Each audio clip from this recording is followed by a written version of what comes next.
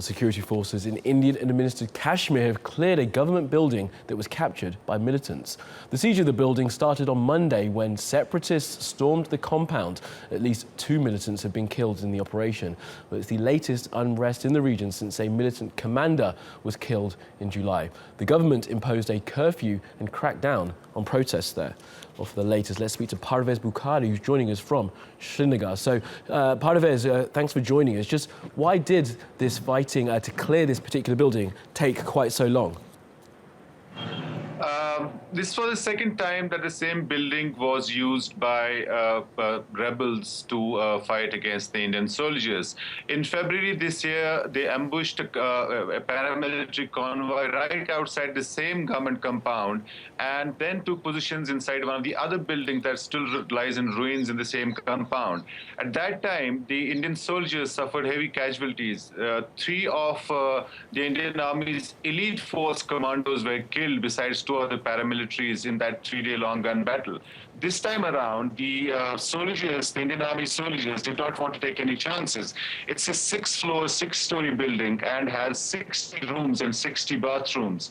They say that it took time and they wanted to avoid collateral damage to themselves to clear up the building before and pounded the building with rocket grenades and flamethrowers and glass busters before they could gain access. So that's how the Indian Army explains why it took so long. Yeah.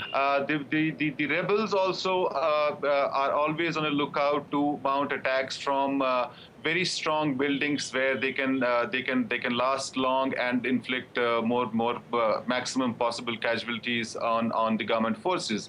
So that's what explains why this took 3 days, although there were just two rebels fighting the Indian soldiers from that building. Absolutely. Well, these attacks on the government forces, Parvaiz, have seemingly been increasing in recent weeks. Now, is this just the kind of the tit for tat that goes on in Kashmir, or is something fundamentally changing there?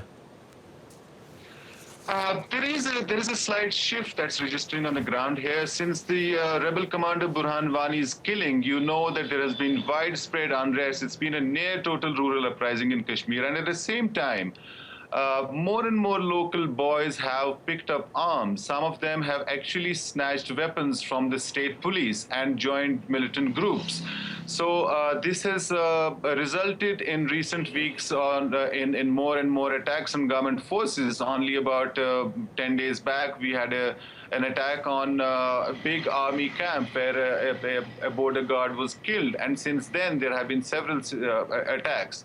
In the latest such attack, just last week, militants also attacked a police post. They killed 1 police officer and also ran away with 2 automatic rifles. So there is a slight shift. More people after Burhan Wani's killing have been, ready to join militant ranks again, while the unrest on the ground is unabated, and curfews and lockdowns also go on continuously. It has now entered a 4th month. Absolutely. Well, Parvaiz from Srinagar, we thank you.